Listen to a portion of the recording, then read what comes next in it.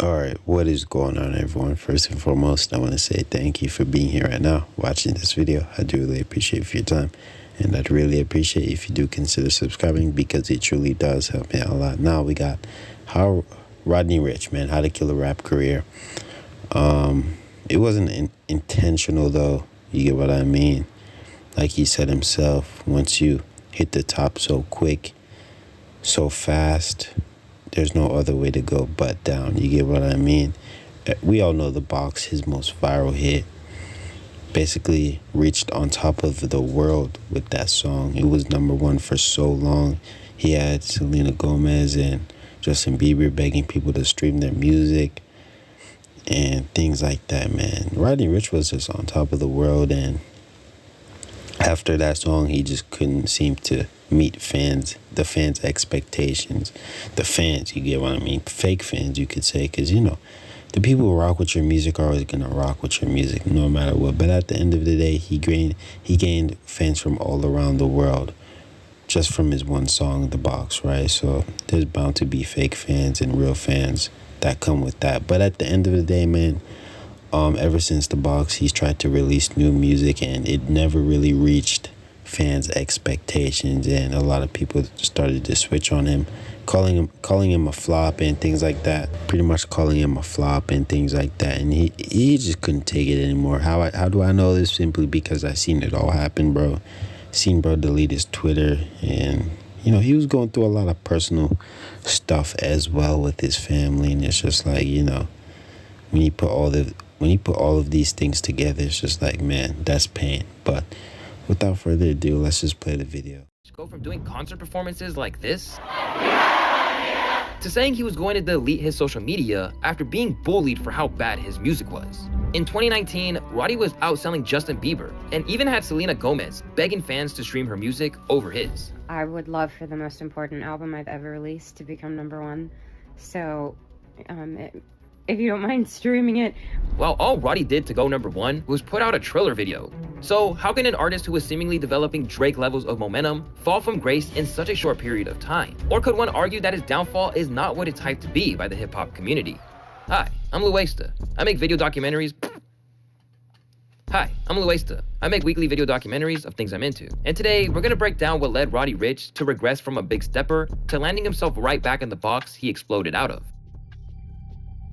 Raised in Compton, Roderick Moore came into the world in 1998, and from a young age, he already had a keen interest in hip-hop and learned to rhyme from his family members. But before becoming the huge star that he is today, Roddy Ricch faced a number of challenges growing up in Compton, a city known for its gang-related activities and high crime rates. I'm not gonna lie, even though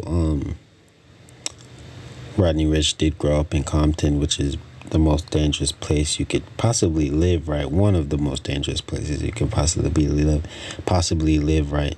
Nobody really knew him for being street or, you know, being about that life, being gangster. He's more respected for his music, you get what I mean? Nobody ever made videos about him going deep into his past, doing documentaries, talking about how much, you know, he was deep in the streets, or, you know, he even got to the point where he had to catch a body or do anything crazy. Like, no, he wasn't really about that life, even though he did live there. He just, you know, pursued music more, if you get what I mean. But let's keep going. Kendrick Lamar once said, "Only 1 in a million would ever make it out of the depth of Compton." And he even once referred to the city as living in Iraq. So Roddy was against all odds from the moment he was born. He even once told an insane story of how one time he took a walk through the city's streets at night and saw an entire corner filled with blood, claiming that it was at this moment he realized how fickle his life was. And by the age of 15, he would become a member of the California-based street gang, the Park Village Crips, which was located on the west side of Compton. After becoming affiliated with this gang, it wasn't long before he jumped off the porch, as this would lead him to being kicked out from his house by his own mother. I was like running around with my Crips, like all my cousins, like all my family, like Crips. Then I got older, like I jumped off the porch. I got kicked out of my mom's house when I was like 15, 16, so. Things only got worse from here. He started kicking in doors and hitting licks to make additional income. But doors won't be the only thing Roddy will be kicking in this video. And later, we're gonna discuss how he would later transfer that energy to fans.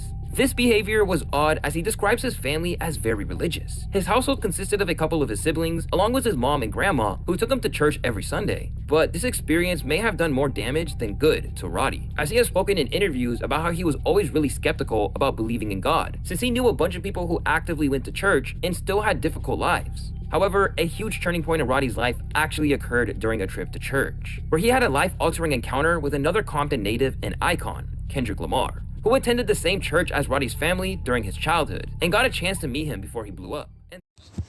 I'm not gonna lie, I wonder if Kendrick Lamar ever did actually make a song with Roddy Ricch now that he was on top of the world. When Roddy Ricch was on top of the world, had the #1 hit with The Box, had everybody talking about him. I wonder if they actually reunited as two big artists, decided, hey, let's make a song together. I don't know, man. Maybe they just spoke behind the scenes of how, Kendrick Lamar, of basically Roddy Ricch telling Kendrick Lamar how much, Kendrick Lamar basically impacted his life when he was a lot younger. Who knows, man? But it's great to see things like this, man. Their meeting proved to be transformative, as a young Kendrick offered words of encouragement to Roddy. Yeah. That's my big bro. I mean, because I knew him when I was young. I knew him when I was like 12 years old. And I had met him and his family, and he was like talking to me about, like, I rapped to him and stuff when I was like little like that. And he had told me, like, man, you're gonna be, like something cool, like you're gonna be something if you keep going, right? So then later on, like, just for years, like, I always kept that in the back of my head. Now, it must have been amazing for Roddy to see someone like Kendrick set an example of what you can achieve, despite coming out of the rough neighborhoods that swarmed Compton. But while Kendrick went on to redeem immense success from detailing the story of a good kid surviving in a mad city, Roddy took a different route.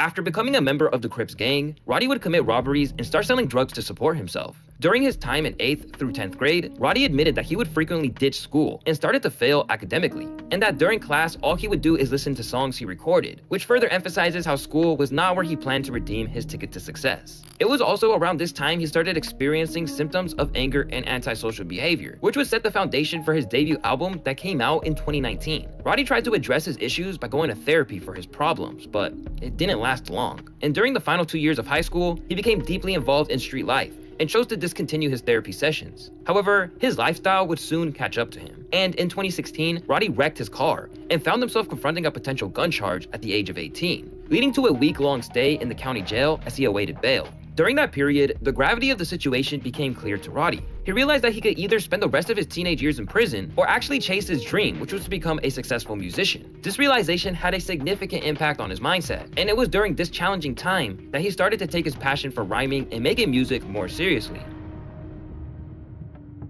He started off recording music at his uncle's house, but failed to gain any attraction online early on, even going on sites like Facebook to express his disappointment of how no one liked his music. This only gave him more encouragement to politics.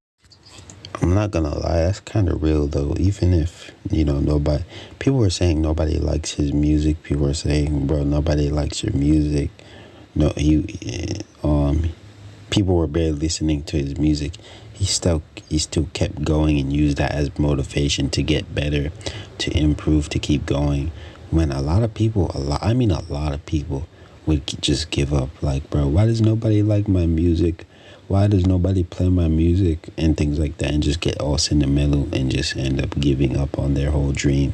But Roddy Ricch is a real one simply because he used that as more motivation to improve, get better, even if that's 1% every single day. He got better and better and better until they could not deny that his music was, undeniably good. You get what I mean? It was very good.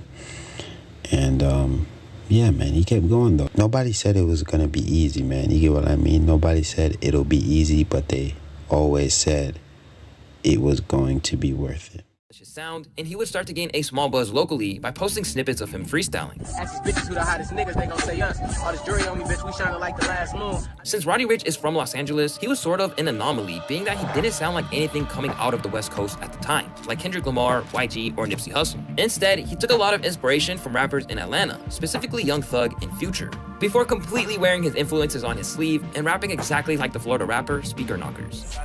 Hey, yo, bitch, she keep going on my phone, yeah. But everything would change in 2017, when he released his Feed the Streets mixtape, which showcased a completely new and improved sound that was ear candy to hip-hop heads all over the world, dropping hits like Chase the Bag, I'm not pitching this fast, how the blue spaces gon' fly to me. and Fuck It Up. I've been fucking with the same plug, I've been fucking with you rich niggas. Had to whip it with my wrist, nigga. Then I got it on my wrist, nigga. These songs went viral on SoundCloud and YouTube, and it was here where he started receiving comments claiming that he's gonna blow up soon and that he was so slept on, leading him to be discovered by Nipsey Hussle, who helped him ink his first deal with Atlantic Records, where he wasted no time releasing the follow-up, Feed the Streets 2, and he had officially become the center of everyone's radar. But Roddy had no idea what was about to happen next, and that his lifestyle would completely transform only 1 year into the future. Only 1 year is crazy, bro. Only 1 year from signing your first record deal. That's extremely quick to blowing up, bro. And when you blow up that quick, there's no other way to go but down. You get what I mean? Like, bro blew up extremely quick.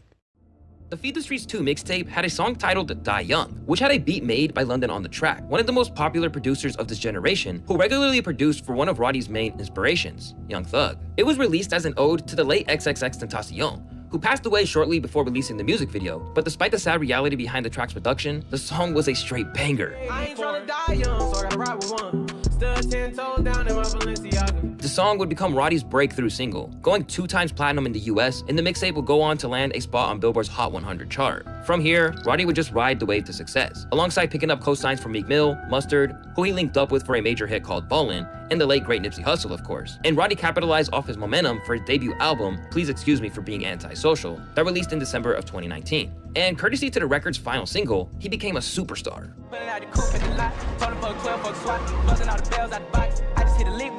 Most people watching this video were most likely introduced to Roddy Ricch from The Box, as it became one of the most explosive hits of this generation. At first, this song didn't really pick up that much attraction, and it wasn't until it became a meme on TikTok where it would go on to be used over 1.2 million times and really showcase the power of going viral on the app, spending 11 weeks at the top. Facts, bro. It's not like the song actually only went viral for that one hook, even though that the beginning of the song, like the sound was very, very unique, and that's why a lot of people did make meme videos and things like that out of it. But the whole entire song actually was fire, bro. People knew the whole song compared to other TikTok sounds. You get what I mean?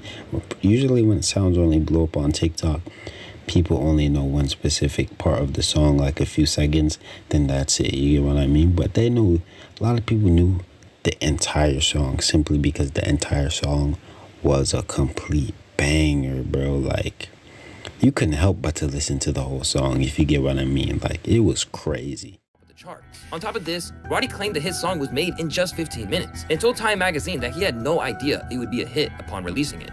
The song blew up mostly for the fact it became a meme for its iconic ad-lib in the beginning of the track.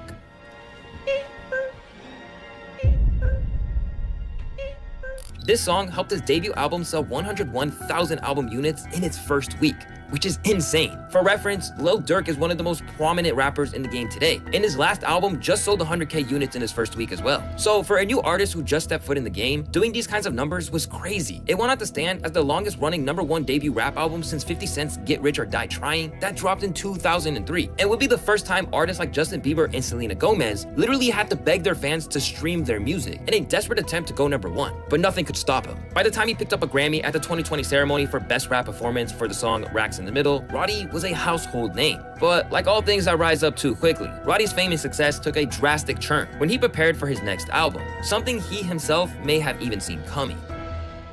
In life, a steady incline is the best thing. It just in general, like, you never want to rise to the top too fast in anything, because usually when you get to the top, there's no other way to go but down. Right. These words would echo a false sense of reality, as Roddy Ricch would experience one of the greatest downfalls hip-hop has ever seen, since the likes of Chance the Rapper or Lil Pump. The problem was that after he had gained such an insane meteoric rise so quickly in 2019, he simply took too long to drop his next project, which would drop nearly 2 years after. This is something elite artists such as Kanye, Cole, or Kendrick Lamar can do, but for Roddy, a rapper with a mixtape, one debut album, and a TikTok song, this just wasn't the case. And by the time he began rolling out his next album, he was slowly fading away into irrelevancy. He also began to create expectations for what was coming next that he couldn't live up to. For example, in an interview with GQ that he did in August of 2020, Roddy talked about his next record as if fans were about to receive an absolute classic, saying, quote, "The next album is going to be a full-blown masterpiece." I'm not gonna lie, releasing an album like that, then trying to rush your next project, rush your next album is absolutely crazy. Especially if your last album did sell like 100,000 units. But I understand he did blow up quick, so it's just like it's not something he can do, but he thought of it like it's something that I have to do. You get what I mean? But it just took too long. And the way he was talking about his next album, it sounded like he was gonna drop the next, like the Box 2.0, bro. Like it was gonna be better than Box, everything. You get what I mean? And that basically pretty much hired people expectations, and they pretty much expected a lot from him, and he just couldn't deliver, man. A real idea, a real body of work. Sheesh. It sounded like he was about to drop another version of To Pimp a Butterfly or something. Because the full-blown masterpiece he was referring to turned out to be the album called Live Life Fast that dropped in 2021. And boy, this album was genuinely not received well. It appeared that he was taking his abilities for granted and had morphed into complacency, as reviews for his album were so mixed that it's now listed in Wikipedia as an example of the sophomore slump, a music industry phase used to describe a rapper's next album grossly undelivering compared to the first one. The album was criticized for lacking the unique spark that set Roddy Ricch apart in the first place. Many argued that the album felt more like an obligation and simply followed a formulaic checklist to maximize streamability. The songs on the album just seemed to lack that innovation and standout qualities that made Please Excuse Me for Being Antisocial so special. Many tracks on the album were considered dull retreats of cliches, with uninspired lyrics and faceless posturing. So it's no surprise that many fans went on social media to voice their frustration, claiming how the album was bad because they know Roddy can do better, and that the project was lackluster for a 2-year hiatus, expressing the fact that this ain't Roddy Ricch on the album, and instead it was Roddy broke. Now, some critics were willing to cut Roddy some slack, but for the most part, it wasn't looking so good for Roderick. The real critics were honest and didn't hesitate to tell it how it was. Because what he's doing here is just absolutely not special or stand out in any way whatsoever, especially in comparison with his pretty good debut album. I'm not gonna lie, everything he drops now, it's like they're comparing it to his last album, which they have the right to, right? Because that was literally his last album, and he took a 2-year hiatus for to drop a new album, right? So it's just like people are underwhelmed compared to your next, basically saying compared to your last album, this one is absolutely garbage. It basically has 0 hits on it. You get what I mean? But at the end of the day, it did sell 62K units, which isn't bad, but compared to his last album, it's bad, man. But at the end of the day, he still, even if it was bad, it still did good. It basically sold half of his first album. And if he keeps dropping albums and they keep, under receiving, you get what I mean, and fans keep being underwhelmed, the more he drops his albums, it's just like it's gonna keep going down and down and down in numbers due to his hype dying out. But who knows, man? But at the end of the day, especially if it's trash, bro, let's be real, man, but let's keep going. To make matters worse, the first week's sales deteriorated from 100,000 to 62,000, and fans were suddenly wondering what happened to him. But Roddy downplayed what had happened with Live Life Fast in interviews with the likes of academics. Just because the numbers didn't line up, or the timing or the plan didn't really fall the way it was supposed to fall, and now niggas got this different narrative of how they want to play it, but I know what's going on. I still know I'm an earner. While this seemed like a pretty truthful statement, Roddy would make himself look a little dumb when he tried generating more hype for new music by posting a snippet to Twitter. The track in question was known as Out of My Mind, and the second he posted it, he got destroyed on social media for how bad it was, with users going viral for claiming that they are witnessing the Chance the Rapper-ification of Roddy Ricch. After the negative feedback, Roddy Ricch deadass deleted his Twitter account and would post an Instagram story saying, "Guess I'm a flop now, shit crazy." Now me, I didn't think it was so bad, and sadly, it never dropped, with Roddy clearly going back to the drawing board after his audience got to him. But later, he would explain that there were a whole host of other factors in his personal life that contributed to him deciding to do this. And it's kind of sad when you hear his side of the story. I got a call that one of my close family members had a heart attack. Me and this family member, we never seen eye to eye, but he was a real foundation of my family. So as you can see, pretty much everything went downhill for Roddy Ricch after, he was at the top of his life, at the top of his career. He was basically at the top. There's no other way to go but down. And, he's going through family issues, and people are now calling his music trash. So he's going through it, man. He's going through it. Held it down for everybody, aunties, cousins, uncles, everybody. You look out for everybody, but we just, as men, we ain't see eye to eye, and that shit fucked me up, you know what I mean? Like, just the possibility of him not being with me here no more, I couldn't have those conversations. And, like, a lot of that shit kind of was just playing in my head, fucked me up. And I had another serious conversation with my pops about my son.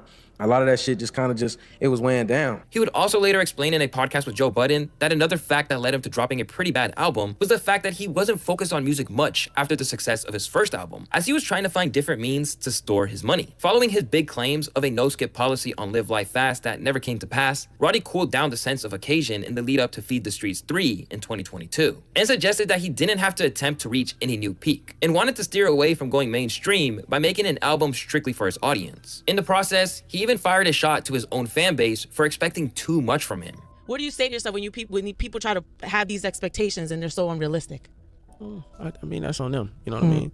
I feel like I've just been having a great career in rap. You know what I'm saying? I feel like whatever people's expectations are, they need to put them on themselves. If I can't make you happy, go make yourself happy. Who? Roddy seemed to suggest that the focus had shifted from what he had accomplished in the past in order to justify his position, rather than delivering something groundbreaking his next time out. Besides, it probably didn't get any easier to motivate himself when he's since confirmed that he makes $500,000 per show, even providing receipts for the doubters. But despite tapping back into his Bro, that's what they always do. They try, when their music is doing absolutely garbage, they try to say, hey, I'm still making this much money per show though, and try to basically throw that in your face instead of basically coping and admitting that their recent music is basically doing horrible.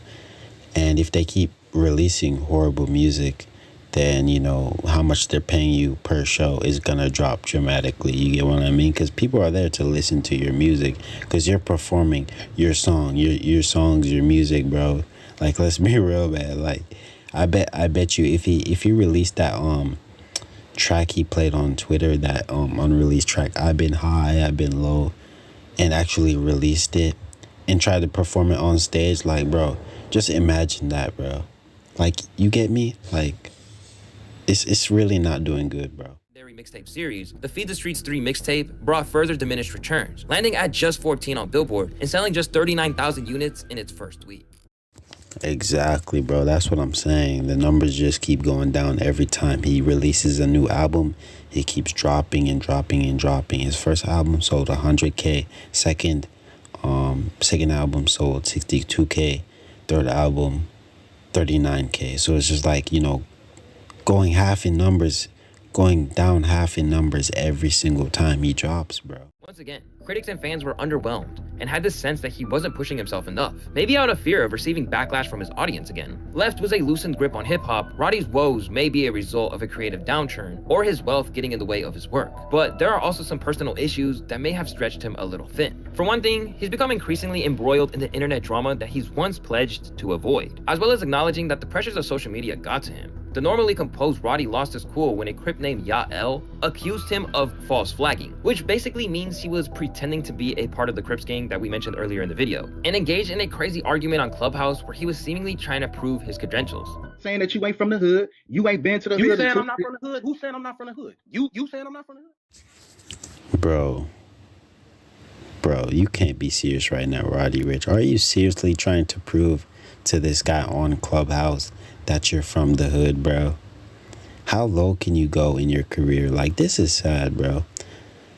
And Roddy Ricch doesn't really have to prove anything simply because he's from the hood, but he's not like an extreme kind of street dude who basically acts hard all the time. We all know those documentaries where they put rappers in a video that actually did things or are actually about that life, and they did a lot of things to people, whether that's beating them up or I'm not gonna dig too deep, but basically they're about that life, if you get what I mean. And Roddy Ricch was never even mentioned in any of those videos.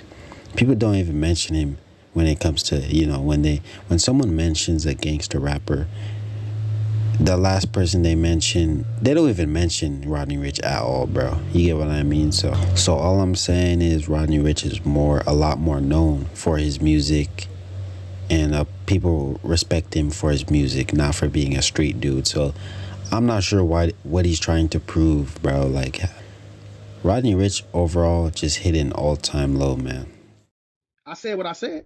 All the while flexing how much money he's made in the rap game. Elsewhere, he has also been previously caught on camera pushing his fans when they try to get selfies, and in one fiery exchange with paparazzi. But worst of all, he's even been caught on camera kicking an audience member who came up on stage when security had it handled already. Beyond that, he's also in a messy battle over his firstborn son, and his baby mama Alexandra Kaiser looking for full custody, and airing Roddy's dirty laundry in public. In recent court filings, she spoke about how he has been arrested on gun charge, domestic violence, and regularly indulges in promethazine use, all of which are concerns for her and their son. Claiming that he spends $20,000 in the club on a light night, his baby mama's expose pointed to a drug problem that, when you look back, he's been hiding in plain sight ever since he's talked about pouring up the whole damn seal on the box. With Kaiser claiming in court documents that he has an estimated net worth of $25 million, Roddy isn't going to go broke anytime soon, even if his music continues to be less and less important. But yeah, man, overall, it just seems like Roddy Ricch's life and career just took an all-time hit at the bottom. Not the complete bottom, you get what I mean? It's not to the point where he's literally begging people to stream his music and things like that. He's still relevant. He still makes decent music, you get what I mean? But compared to where he was at, man, I don't think he's ever gonna, you know, get to that point ever again in his career. But I don't know, man. Without further ado, though, gonna end the video here. Let me know what you guys think down in the comment section, and subscribe for more content. Peace out.